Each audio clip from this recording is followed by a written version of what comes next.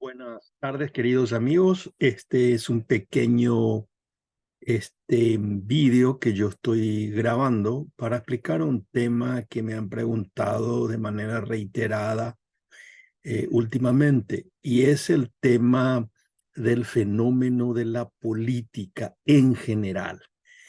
Em, ¿Cómo se entiende eso de lo que aparece, esa actividad que nosotros llamamos política?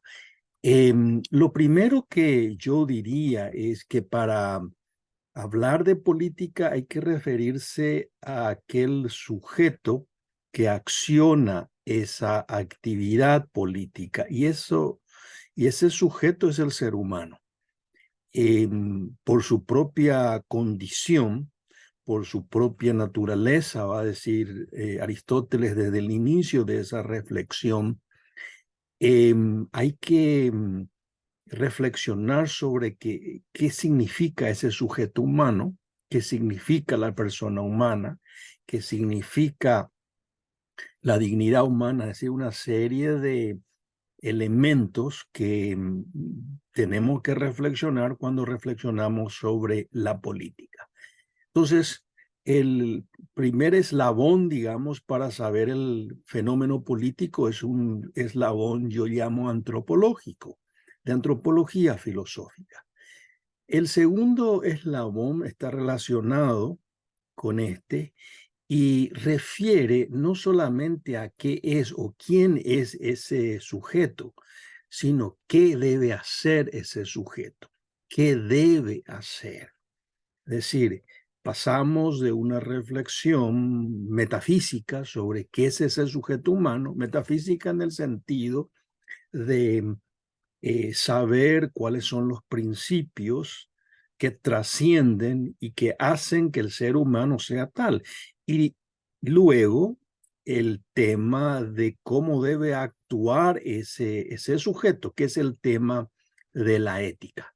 Entonces, lo que primero aparece en el fenómeno político es un ser humano que actúa de una manera o debe actuar de una manera determinada con el fin de lograr aquello que se pretende, que es el bienestar de una comunidad.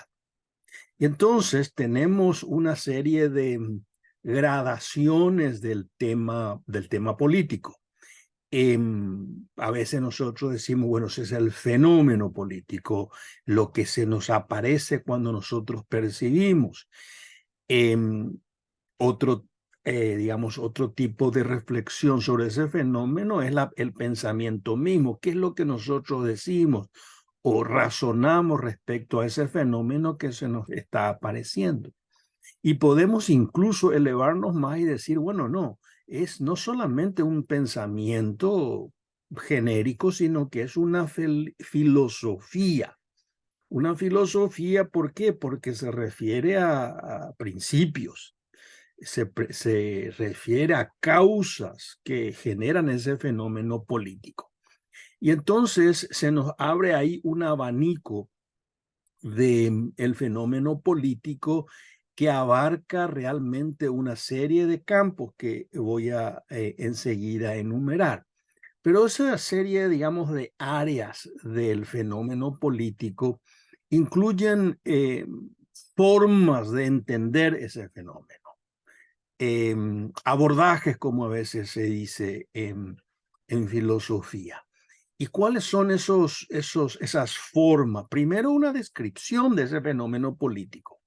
Tenemos que describir, ver lo que ocurre, si existe una serie de ciudadanos que votan y otros que no, hay ausentismo, el comportamiento de ciertos sujetos respecto a ciertos candidatos, la descripción de cómo estarían formados los partidos políticos, si ellos son de una manera u otra, es decir, hay una descripción. Y eso generalmente, o eso fundamentalmente es la tarea de la sociología política y también de la ciencia política experimental.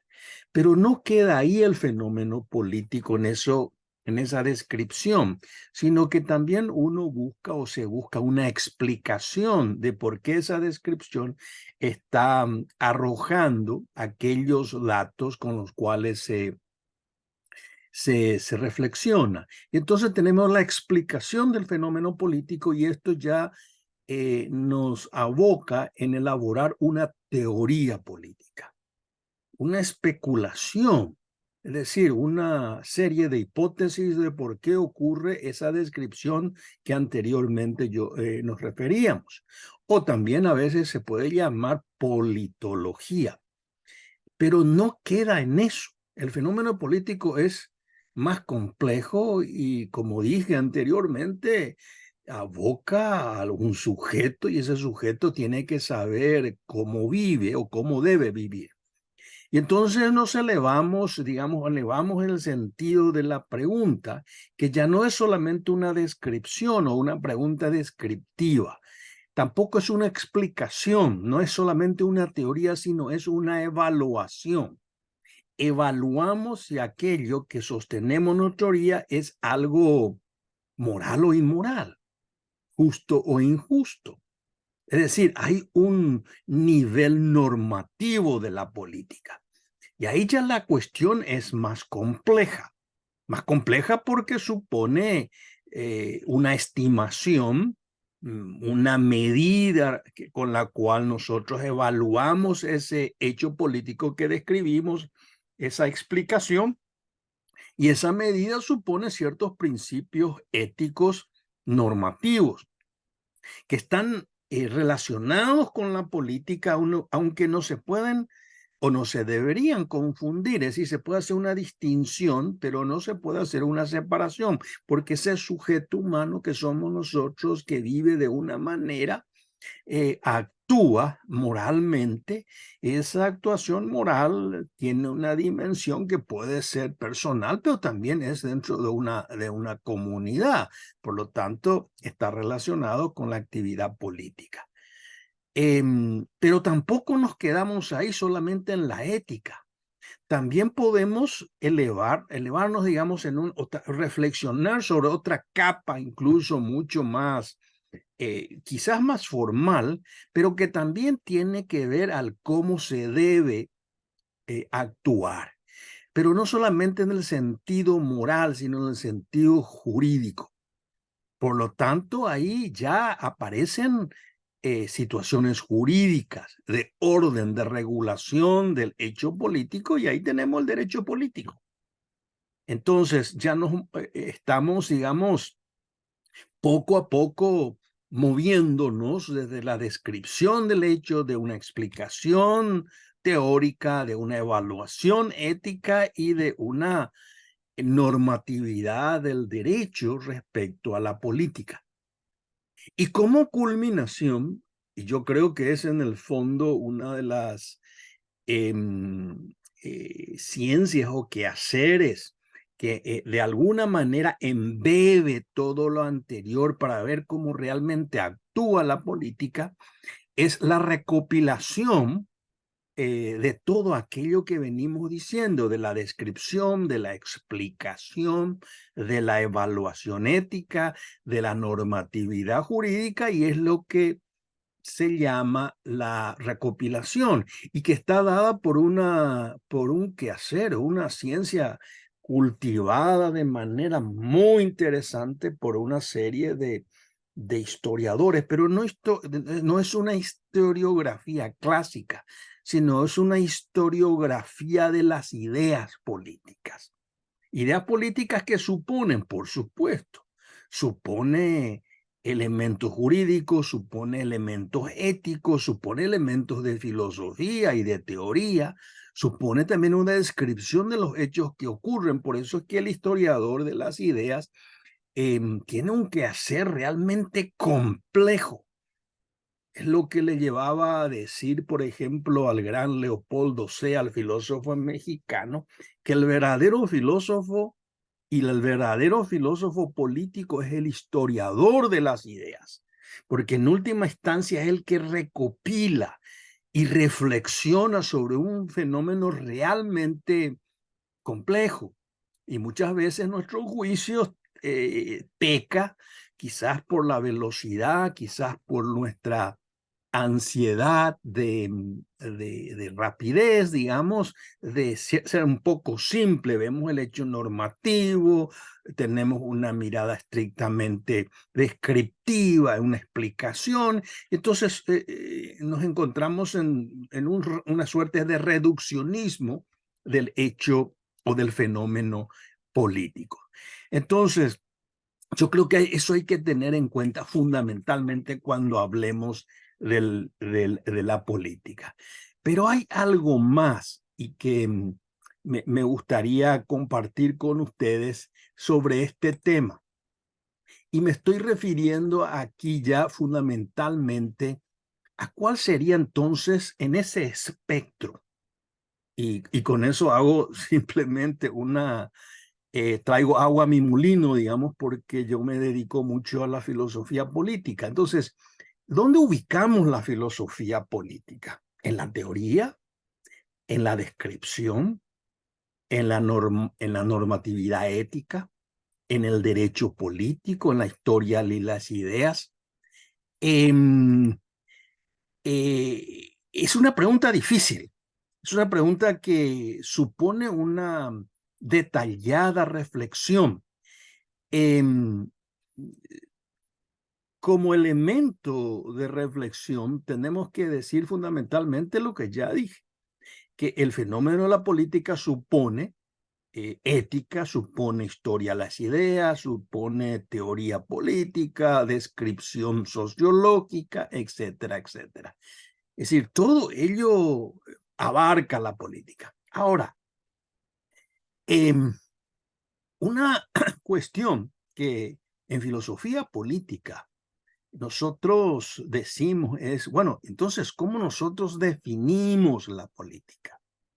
¿Cómo encontramos una definición de utilizaré una palabra que para muchos realmente les puede causar sorpresa? ¿Cuál sería la esencia de la política? ¿Cómo sabemos lo que es la política para separar de aquello que no es? Esto es una pregunta difícil de contestar.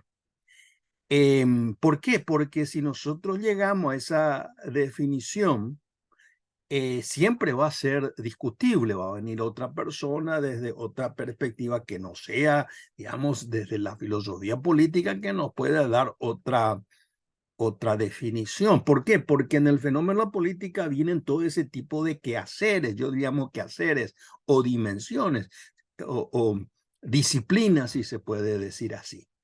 ¿Por qué? Pero ocurre algo. Cuando hablamos de la política, hablamos de algo que intuitivamente nosotros, como sabemos lo que es, aunque es difícil encontrar su delimitación, porque la política es, sí, es el actuar de la persona de cierta manera en una comunidad, pero que para abarcar todo eso, comprender todo eso, nosotros tenemos una serie de dimensiones, como había dicho antes, que nos ayudan para hacer más exhaustivo ese conocimiento. Pero entonces, afinando más, digamos, esta definición, ¿qué podemos decir de la política o qué dice un filósofo político? Que el ser humano vive en comunidad. El ser humano vive en comunidad, es un ser menesteroso. El hombre necesita de los otros y por lo tanto hay una relación con los demás. Y esto es parte esencial del fenómeno político.